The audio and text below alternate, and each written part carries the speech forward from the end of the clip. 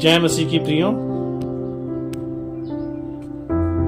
आज समाज में बहुत सी ऐसी घटनाएं देखने को मिल रही हैं जिसमें पति पत्नी के संबंधों में मधुरता न होने कारण बात तलाक तक पहुंच जा रही है और बहुतों ने तलाक लेकर अलग रहना शुरू भी कर दिया है। पर ये सब ठीक नहीं है प्रियो। परमेश्वर ने पति पत्नी को इसलिए जोड़ा है कि वे जीवन भर एक संग रहें और उनमें प्रेम बना रहे। प्रियो, ये वीडियो आपके खराब संबंधों को बेहतर और मजबूत और विश्वास योग्य बनाने में सहयोग करेगी। इसे आप एक बार नहीं बल्कि कई बार सुने, जिससे आपको परमेश्वर के वचनों द्वारा अगुवाई हो सके और आप अपने पारिवारिक संबंधों को बेहतर आनंदमय बना सकें। प्रभु यीशु इसमें आपकी सहायता करे। आइए हम वीडियो को शुरू करते हैं। एक स्वस्थ विवाह बहुत ही सुंदर संबंध होता है, मगर उसको बेहतर बनाए रखने के लिए बहुत परिश्रम की आवश्यकता होती है। मेरे प्रिय, सौभाग्यवश यदि आप परमेश्वर के चुने हुए जन हैं, तब आपके लिए विवाह संबंध में दिशा निर्देश के लिए प्रभु की सलाह ये उपलब्ध है। बाइबल में प्रेम के संबंध में बहुत सारे हृदय स्पर्शी अध्याय हैं, जिनमें से अनेक वचन में खास तौर से यह बताया गया है कि पत्नी के साथ किस प्रकार का व्यवहार किया जाना चाहिए। विवाह के संबंध में प्रभु की इच्छा पूरी करने के लिए अपनी पत्नी को आंखों का तारा समझे प्रियो, उसका सम्मान करिए और अपने आप को उत्तम स्तर पर रखिए ताकि आप अपने घर में नेतृत्व कर सकें।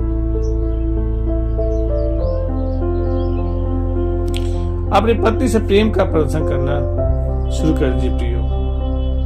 अपनी पत्नी को किसी भी और व्यक्ति से अधिक प्यार करिए। परमेश्वर के अतिरिक्त आपकी पत्नी आपके लिए सबसे महत्वपूर्ण व्यक्ति होनी चाहिए और आपका संबंध एक दूसरे के लिए प्रगाढ़ प्रेम पर आधारित होना चाहिए। दरअसल इफिसियों 5:25 में बाइबल में कहा गया है कि हे पतियों, अपनी अपनी पत्नी से प्रेम रखो, जैसा मसीह ने भी कलीसिया से प्रेम करके अपने आप को उसके लिए दे दिया। और इफिसियों 5:28 में बाइबल में कहा गया है कि इसी प्रकार उचित है कि पति अपनी अपनी पत्नी से अपनी देह के समान प्रेम रखे। जो अपनी पत्नी से प्रेम रखता है वह अपने आप से प्रेम रखता है। मेरे प्रियो, अब इससे निकट और इससे बेहतर कुछ और नहीं हो सकता है। इसका अर्थ यह हुआ कि आपको अपनी पत्नी से अंदर बाहर पूरी तरह परिचित होना चाहिए। इसलिए पूरे विवाहित जीवन के दौरान जो भी वह कहती है या करती है उस पर ध्यान दीजिए, ताकि आप उसके बारे में जितना हो सके उतना जान सके। जो कुछ भी उसे अनूठा और विशेष बनाता हो उस सभी को अपना लीजिए। बाइबल में यह भी कहा गया है कि अपनी पत्नी को वैसे ही प्यार करिए जैसे परमेश्वर का बेटा प्रभु यीशु मसीह चर्च को प्यार करता था और उसने अपना जीवन उसके लिए दे दिया। इफिसियों 5:25 में हम देख सकते हैं प्रियो। अपनी पत्नी के साथ एक टीम की तरह काम करिए। आपको और आपकी पत्नी को साथ साथ परिवार का निर्माण करने के लिए कंधे से कंधा मिलाकर काम करने की आवश्यकता होगी। इसलिए उसे अपना साथी और मददगार समझिए।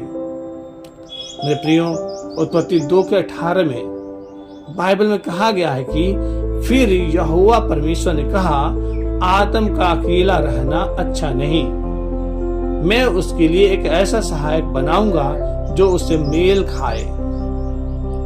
उत्पत्ति 2:24 में यह भी कहा गया है, इस कारण पुरुष अपने माता पिता को छोड़कर अपनी पत्नी से मिला रहेगा और वे एक तन बने रहेंगे।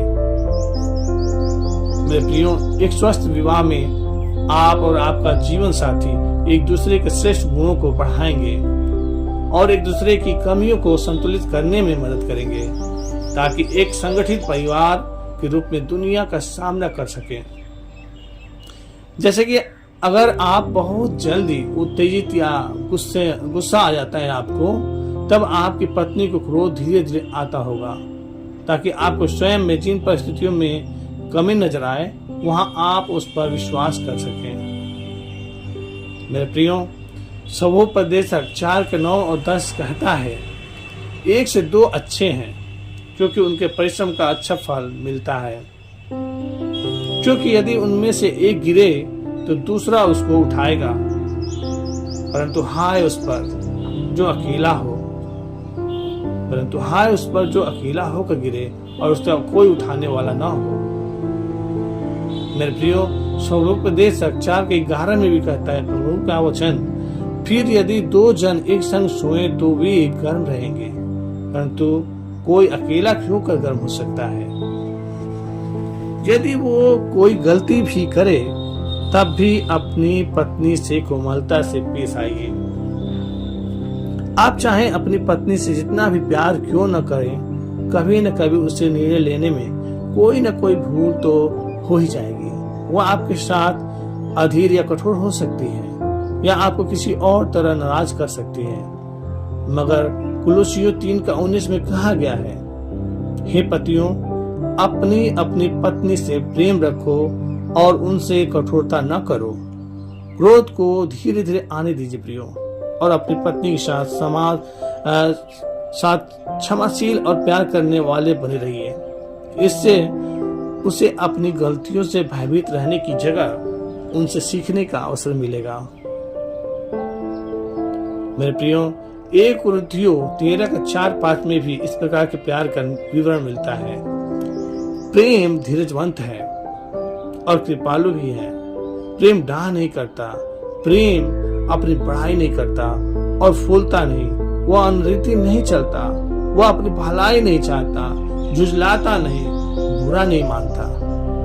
अगर आपने इस संबंध में कोई भूल की होगी तब आपको विनम्र होकर क्षमा याचना करनी होगी।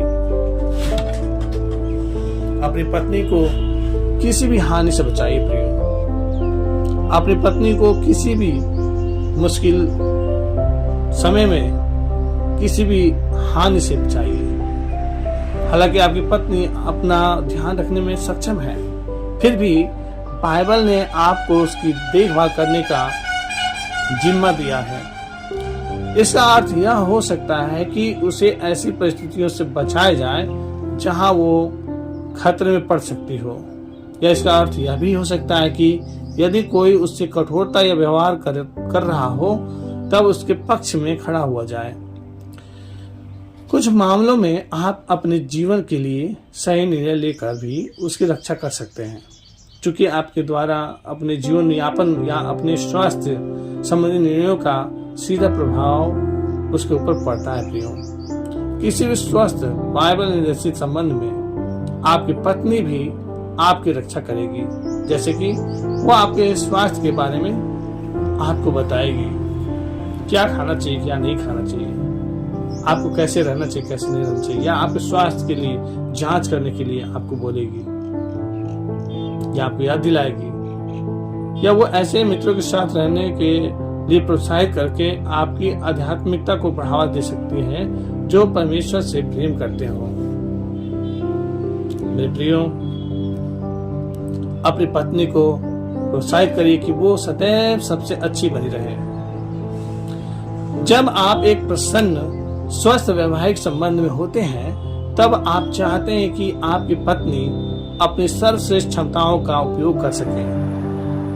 आप अपनी पत्नी में जिन मजबूतियों को देखते हो उनके बारे में उसे बताइए ताकि वो उनको और भी मजबूत कर सके, और उसे हमेशा प्रोत्साहित करिए कि वो अपने सपनों को सच करने की कोशिश करती रहे। याद रखिए कि हमें से सभी के पास खास टैलेंट होता है प्रियो, और बाइबल में कहा गया है कि हमें परमेश्वर का सम्मान करने के लिए उन उपहारों का उपयोग करना चाहिए। इसे हम इब्रानियों 10:24 में देख सकते हैं प्रियो, जहाँ लिखा है, और प्रेम और भले कामों में उकसाने के लिए एक दूसरे की चिंता किया करो। मेरे प्रियो, 1 कुरिन्थियों 12 के 5 और 6 में हमें प्रेरित किया गया है कि प्रभु की सेवा के लिए हम अपनी राह खोजें। और सेवा भी कई प्रकार की है, परंतु प्रभु एक ही है। और प्रभावशाली कार्य कई प्रकार के हैं, परंतु परमेश्वर एक ही है जो सब में हर प्रकार का प्रवाह उत्पन्न करता है। मेरे प्रियो, विश्वसनीय होकर अपनी पत्नी को अपना प्यार दिखाइए। हालांकि यह महत्वपूर्ण है कि पत्नी को दिखाया जाए कि आप उससे प्यार करते हैं, मगर इसका सबसे अस्थायी मजबूत यही होगा कि आप लंबे समय तक उसके प्रति समर्पित रहें। आवश्यकता होने पर सीमा से आगे बढ़कर उसके लिए भरोसेमंद, वफादार और सच्चे बने रहिए। इससे आपकी पत्नी को उसके प्रति आपके प्यार में सुरक्षित महसूस होने में मदद मिलेगी। बाइबल में कहा गया है कि आपके कर्म ही सबसे जोर से बोलेंगे।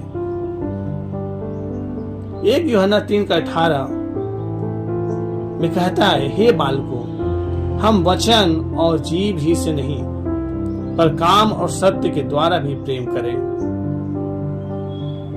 मेरे प्रियो, पारिवारिक संबंध को बेहतर बनाने के लिए, पति पत्नी के संबंध को बेहतर बनाने के लिए गहन सेक्सुअल संबंधों को प्राथमिकता दिया जाना चाहिए। प्रियो, पत्नी से शारीरिक स्तर पर संबंध बनाना महत्वपूर्ण है। कभी कभी इसका मतलब होता है कि काम पर जाने से पहले स्वाभाविक रूप से कुछ समय साथ बिताएं। जबकि यदि आप दोनों ही काम में व्यस्त रहते हैं, तब शायद दूसरे समय में आपको रोमांस के लिए शायद कोई विशेष रात तय करनी पड़े। एक साथ समय निकट बिताने से न केवल आपकी शारीरिक जरूरतें पूरी होती हैं, बल्कि इससे आपका भावनात्मक और आध्यात्मिक संबंध भी मजबूत होता है। बाइबल में 1 कुरिन्थियों 7:3 में कहा गया है, पति अपनी पत्नी का हक पूरा करे और वैसे ही पत्नी भी अपने पति का। उसी अध्याय में बाइबल में कहा गया है, तुम 1 कुरिन्थियों 7:5 में, तुम एक दूसरे से अलग न रहो, परंतु केवल कुछ समय तक आपस की सम्मति से कि प्रार्थना के लिए अवकाश मिले और फिर एक साथ रहो। ऐसा न हो कि दूसरे असंयम के कारण शैतान तुम्हें परखे। अपने आप को शेष जीवन के लिए अपनी पत्नी को समर्पित कर दीजिए। वास्तव में बाइबल के तरीके से पत्नी से प्यार करने के लिए आपको यह माइंडसेट बनाना होगा कि आपका विवाह अस्थायी है।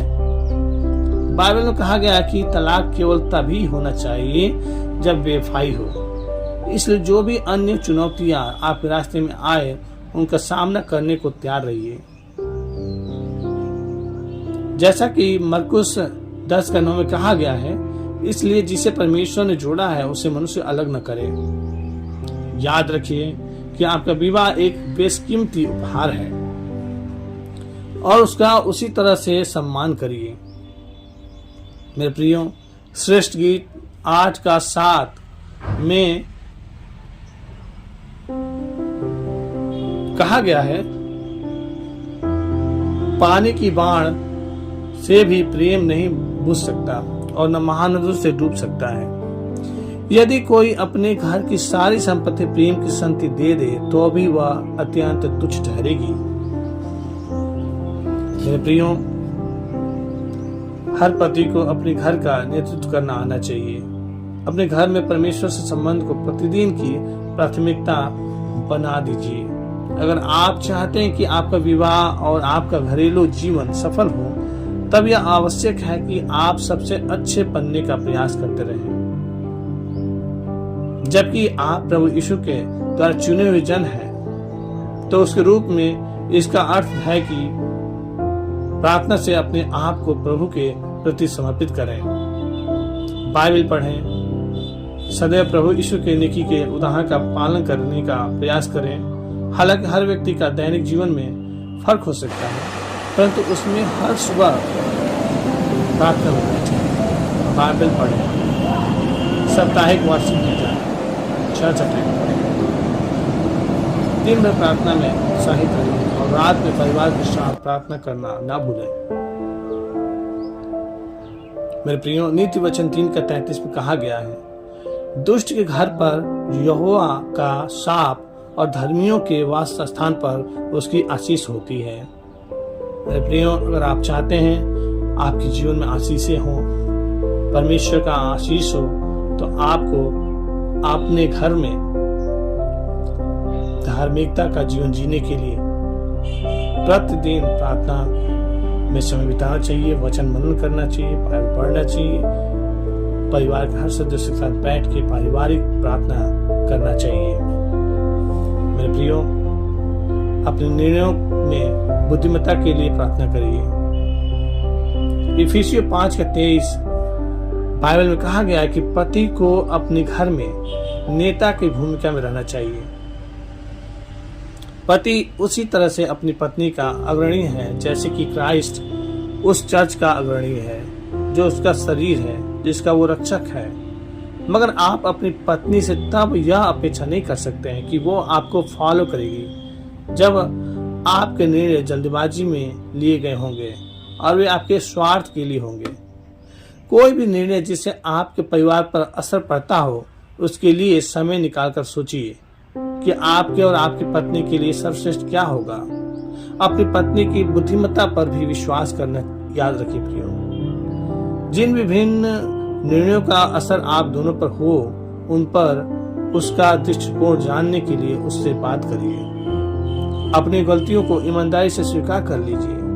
सौभाग्य से अच्छा पति होने के लिए यह आवश्यक नहीं है कि आप परफेक्ट हों, मगर पत्नी से ईमानदार और विनम्र होने की आवश्यकता है, विशेषकर तब जब आपने कुछ गलत किया हो, चाहे नए किसी भी वस्तु पर हुए खर्च के बारे में हो, या झूठ बोलना, या काम पर गुस्सा निकालने के लिए पड़ी डांट के बारे में हो। सच तो यह है कि यदि आप पत्नी से सच बता देंगे तो आपको अच्छा लगेगा और वो आपकी ईमानदारी के लिए आपका अधिक सम्मान करेगी। मेरे प्रियो, याकूब 5:16 में बाइबल में कहा गया है, इसलिए तुम आपस में एक दूसरे के सामने अपने अपने पापों को मान लो और एक दूसरे के लिए प्रार्थना करो, जिससे चंगे हो जाओ। धर्मी जन की प्रार्थना के प्रभाव से बहुत कुछ हो सकता है। मेरे प्रियो, धर्मी जन के प्रार्थना से बहुत कुछ हो सकता है, याद रखें। अपने घर को चलाने के लिए हमेशा आपको रास्ता ढूंढते रहना चाहिए प्रियो। हालांकि आजकल परिवार के पालन पोषण के लिए दोनों वयस्कों के काम करने की आवश्यकता होती है, तब भी यह महत्वपूर्ण है कि आप सब कुछ करें ताकि आपके परिवार की आवश्यकताओं की पूर्ति हो सके। जैसे कि यदि आपका परिवार आर्थिक तंगी से गुजर रहा है, तब आपको अतिरिक्त कमाई के लिए छुट्टी के दिन कोई छोटा मोटा काम कर लेना चाहिए। प्रोवाइडर होने का अर्थ यह भी होता है कि यदि पत्नी कोई चीज चाहती है, तब अपनी चाही हुई चीज की कुर्बानी देकर उसकी चाह पूरी करें, बशर्ते कि आप यह सब प्यार और उदारता भावना से करें। मेरे प्रियो, बाइबल का निर्देश है कि परिवार की देखभाल करने के लिए सब कुछ करिए। 1 तीमुथियुस 5:8 में कहा गया है, पर यदि कोई अपनों की और नीच करके अपने घराने की चिंता न करे, तो वह विश्वास से मुकर गया है और अविश्वासी से भी बुरा बन गया है। मेरे प्रियो, यदि कोई अपना परिवार की चिंता नहीं कर रहा है, उसके विश्वास से योग्यता में नहीं चल रहा है, तो अविश्वासी से भी बुरा बन गया है प्रियो। सेक्सुअल अनैतिकता के प्रलोभन से मेरे प्रियो बचिए। अनैतिक सेक्सुअल रिलेशनशिप, दुर्भाग्यवश आज की दुनिया में उन चित्रों से एक्सपोज होना सरल है जो आप में अशुद्ध और घृणित विचारों को लाने के लिए ही बनाए गए हैं।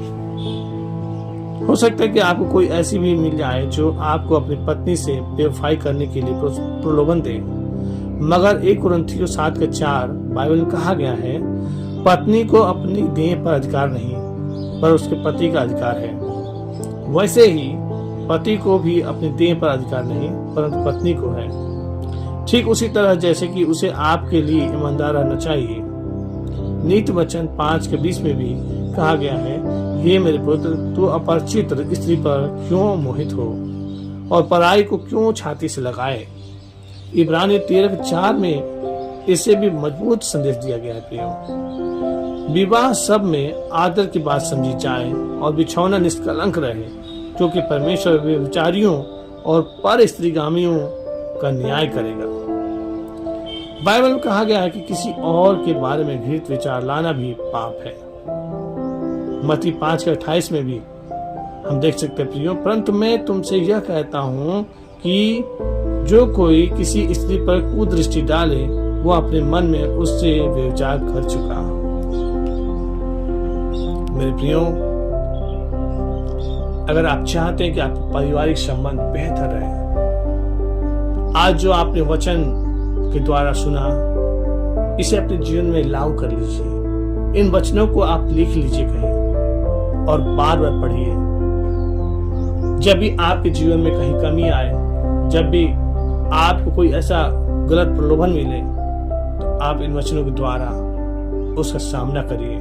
इन वचनों के द्वारा सीखिए और इन वचनों से अपने जीवन को बेहतर बनाते जाइए। प्रियो, मैं उम्मीद करता हूं कि आज का ये वीडियो आपके जीवन में सकारात्मक ऊर्जा भरने जा रही है, आपके पारिवारिक संबंध को बेहतर करने जा रही है।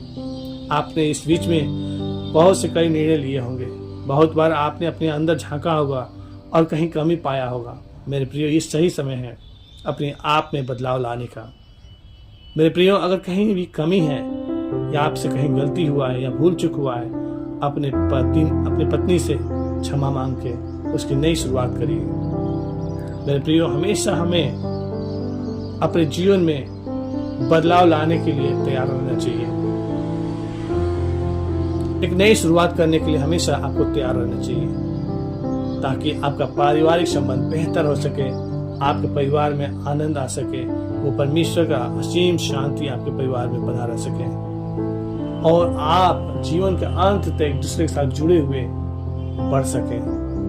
मेरे प्रियो, जिसे परमेश्वर ने जोड़ा है उसे अलग करने का किसी को हक नहीं है, ना ही हमें स्वयं सोचना भी चाहिए इस विषय में। अगर कभी मन में ऐसा विचार आता भी है तो आप प्रार्थना करें, प्रभु आपको सहायता करेगा इन सब कठिनाइयों से निकलने में। हो सकता है इस वक्त आप अपने पारिवारिक संबंध में खटास महसूस कर रहे होंगे, हो सकता है आप किसी न किसी समस्या से जूझ रहे होंगे, आपके बीच में बहुत बार लड़ाइयां झगड़ा होता होगा, करवाहटें भर गई होंगी, लेकिन आज ये समय है निर्णय लेने का, एक नई शुरुआत करने का। प्रभु इसमें आपकी सहायता करें। मेरे प्रियो, आइए हम प्रार्थना करें।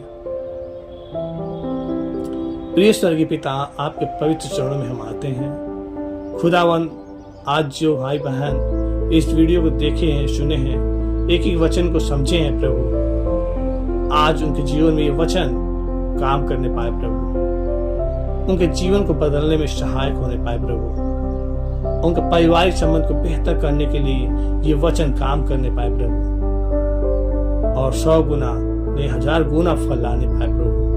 हे पिता, हर एक भाई बहन को मैं आपके हाथों में सौंपता हूँ। मेरे प्रभु, आज उनके जीवन में आप आशीष भर दीजिए प्रभु, और वो मेल मिलाप के आत्मा दीजिए प्रभु, ताकि एक दूसरे के संग वो प्रेम के साथ रह सके, एक दूसरे को प्राथमिकता देने वाला, एक दूसरे को उत्साहित करने वाला, एक दूसरे को हमेशा एक नया ऊर्जा देने वाला बनाइए प्रभु, और एक दूसरे के अंदर कमियां देखने वाला नहीं प्रभु, बल्कि अच्छाई देखने वाला बनाइए, जिससे उनका संबंध बेहतर सके प्रभु।